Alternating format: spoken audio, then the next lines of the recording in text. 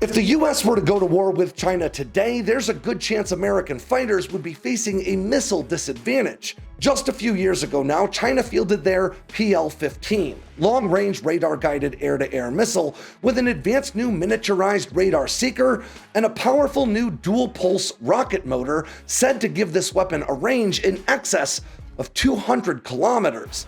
That's better than 120 miles. Now this means if this weapon performs as advertised, it can outclass even the latest iteration of America's longest-ranged air-to-air missile, the AIM-120 AMRAAM, giving Chinese fighters the potential opportunity to engage American jets from further away than they can respond. We call this first kill opportunity, and the US Air Force took losing it personally. In 2017, they kicked off a classified developmental effort to field the most advanced and capable air-to-air missile on the planet. This secretive new weapon went into testing in 2020 and appears to have gone into production in 2023. And yet, to date, details and specifics about this new weapon and its capabilities remain very difficult to come by. Let's talk about the highly secretive AIM-260 Joint Advanced Tactical Missile and why it could be the most dominant air-to-air weapon ever fielded. I'm Alex Hollings, and this is Air Power.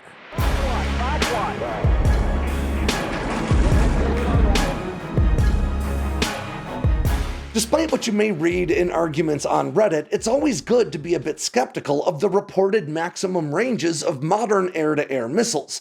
Most people don't realize that the maximum range of these weapons very rarely coincides with their effective range against maneuvering targets like enemy fighters. The truth is, the maximum reported ranges for these weapons includes two distinct phases of flight. The first is the powered flight phase, which is exactly what you might think. It starts when the missile's motor ignites and continues until all the fuel on board has been expended, which may happen a bit faster than you might think.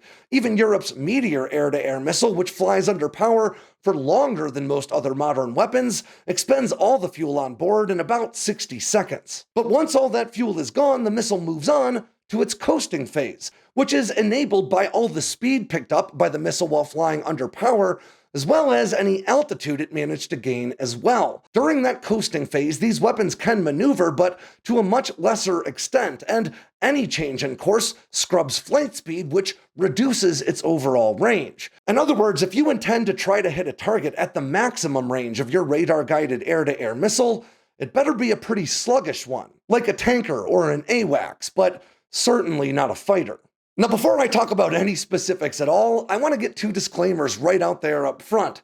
The first is that it's important to understand that just about every air-to-air missile in service on the planet today is the subject of improvement efforts that will change their capabilities over time. The second is that it's important to understand that the circumstances of a weapon's launch, i.e. the launching platform's speed and altitude, atmospheric conditions, and more, all have a significant impact on a weapon's overall range. The AIM-120, like all missiles, will reach further if launched at 700 miles per hour and 40,000 feet than they will if launched at 350 miles per hour at 20,000 feet.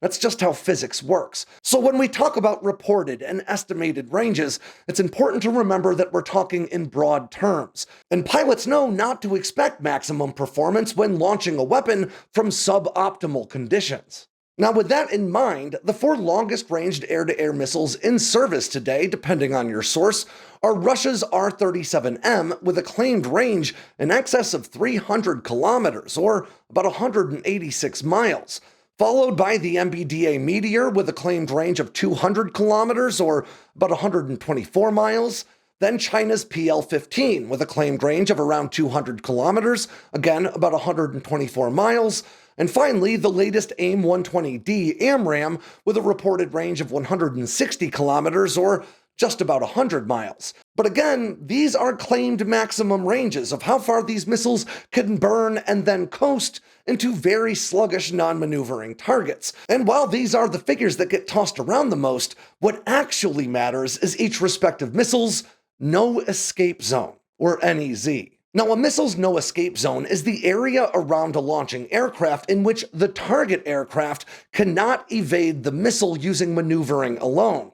In other words, it's the distance in which a hit is a pretty sure thing. And you probably won't be surprised to hear that the actual no escape zones for these weapons are usually not disclosed. In fact, you usually can't even get good data about how far these weapons travel during their powered flight phase before transitioning to coasting. But by using figures that are widely reported in the media, I have long since assessed that Russia's R-37M is nowhere near the most potent threat in the sky, despite having an immense claimed range.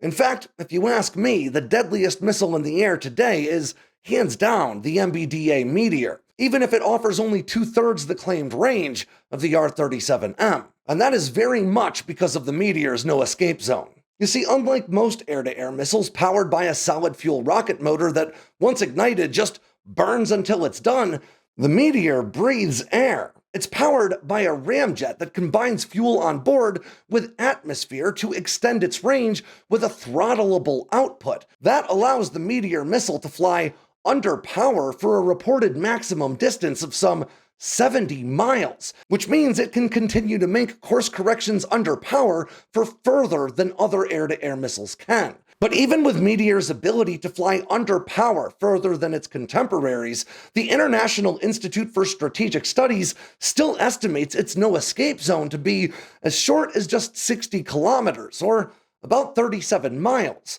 Now, that may sound like Meteor is ineffective at long range, but what it actually highlights is how all air-to-air missiles, including what may be the most capable one in service today, struggle to hit a maneuvering target at triple-digit ranges. And that brings us to America's workhorse beyond visual range weapon, the AIM-120 Advanced Medium Range Air-to-Air Missile, or AMRAAM, as well as the AIM-260 slated to replace it. Now, the AMRAAM's been in service in one form or another for more than 30 years now, entering service in late 1991, just after the close of the Desert Storm Air Campaign. The AMRAAM saw its first kill the following year, in 1992, when a U.S. Air Force F-16 took down the fastest fighter in history, a MiG-25 Foxbat over southern Iraq.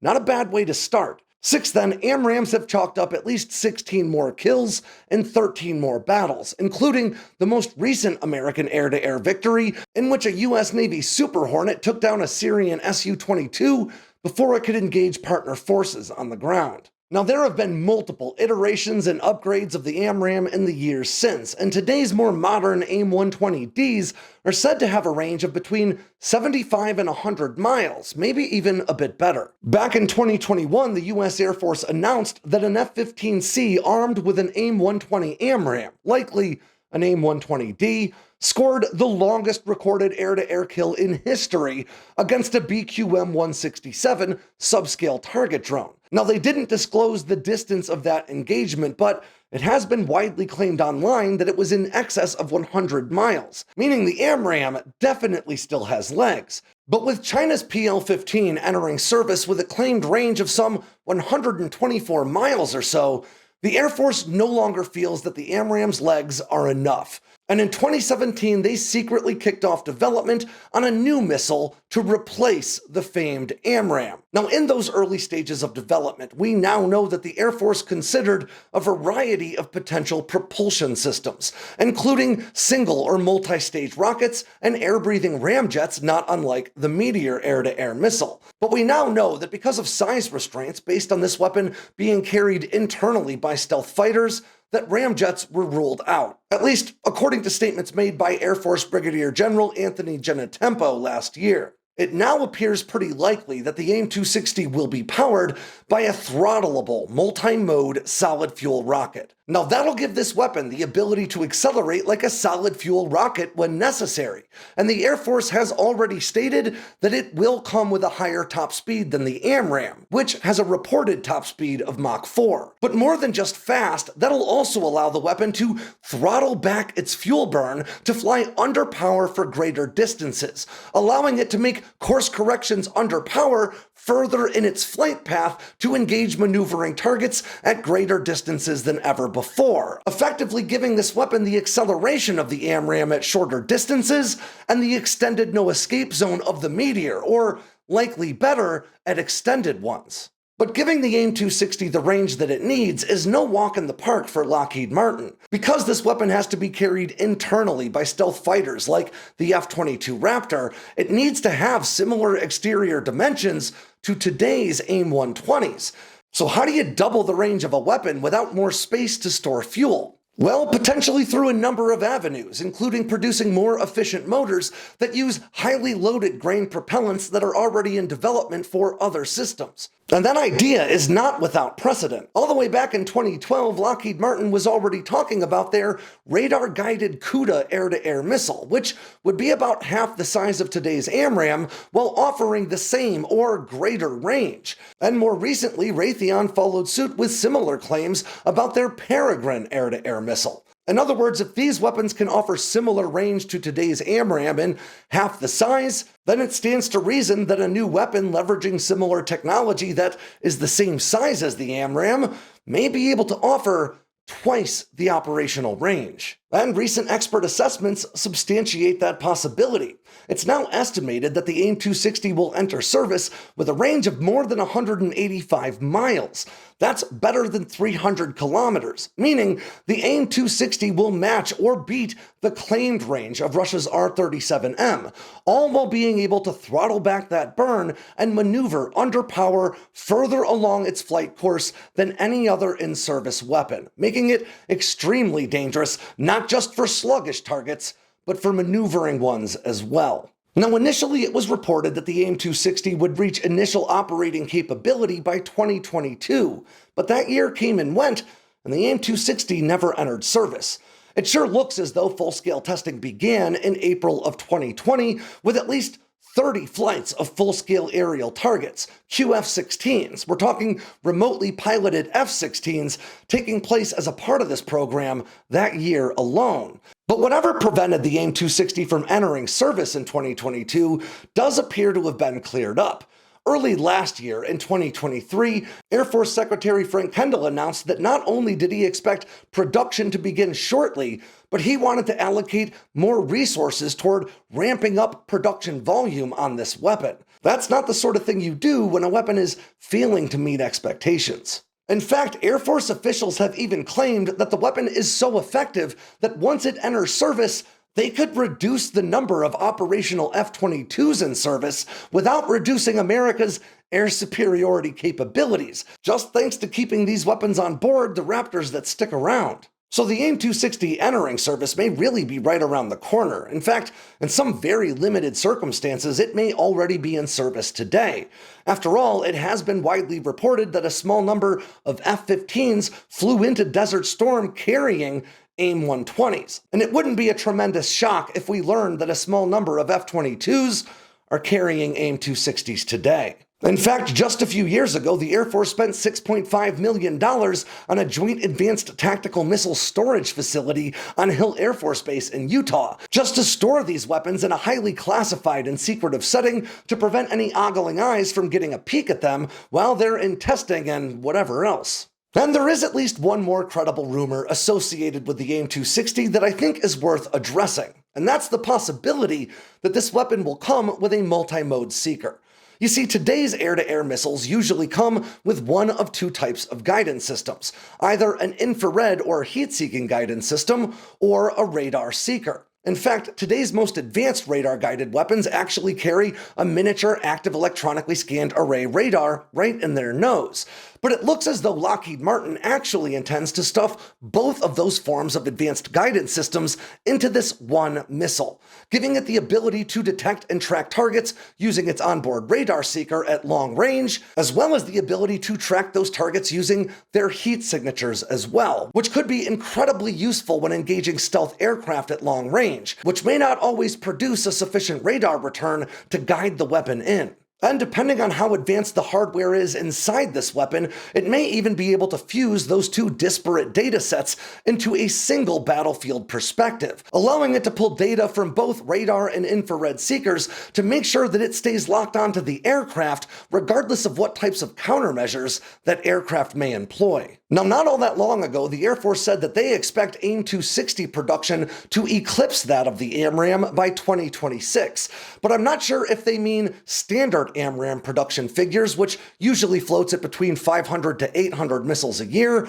or more recent AMRAAM production, which has ballooned up to 1,200 or more missiles per year as conflicts continue to emerge around the world. But regardless, this means the AMRAAM and AIM-260 will serve side by side, at least for a while, as AMRAAM production begins to slow and AIM-260 production continues to climb, eventually seeing the AMRAAM phased out in favor of its younger long-ranged sister. Currently, the F-22 Raptor is the first aircraft slated to carry the AIM-260, and believe it or not, the second aircraft on the slate are the collaborative combat aircraft in development right now to fly as AI-enabled drone wingmen for the 6th generation fighters in development. And it may be worth noting that there's at least been some discussion of arming drones, including the MQ-9 Reaper and the XQ-58A Valkyrie, with AIM-260s in the not-too-distant future to support long-range engagements using target data relayed by forward stealth fighters like the F-35. The F-35 is the third aircraft on the list slated to receive this weapon, and from there it'll trickle out to the rest of the fleet, likely with the F-15 next in line. Now, as I've mentioned on this channel before, the AIM-260 is actually only one of maybe a half dozen air-to-air missiles in active development for the US military or by the military's prime contractors as we speak. And in fact, we may yet find that the AIM-260, even with a 185-plus mile range, may not ultimately be America's longest-ranged air-to-air missile in the not-too-distant future, as several oversized air-to-air missiles that couldn't be carried internally by the F-22 or F-35 are also in development. And just as we said for the AIM-260 using similar technology to the Cuda or Peregrine, an even bigger missile could offer even greater range. Of course, even as the US continues development on all these weapons, its adversaries are not resting on their laurels. China's next long-range air-to-air missile, the PL-21, is also in active development and is expected to be a ramjet-powered weapon similar to Europe's Meteor missile. In other words, the race to field the next generation of dominant air-to-air weapons is very much underway, but at a certain point, the challenge becomes less about increasing the range of the weapon and more about having accurate target data at such extreme distances. But that's a topic for another video. And with that ends this edition of Air Power from Sandboxx News. I'm Alex Hollings. Make sure to swing by sandboxnews.com today and every day for all the latest in news, entertainment, and motivation from all around the force. If you got anything out of today's video, make sure to click like and subscribe down below, and leave me a comment so I know what I should cover next. And of course, don't forget to tap on that bell icon so you never miss a drop from Sandboxx News.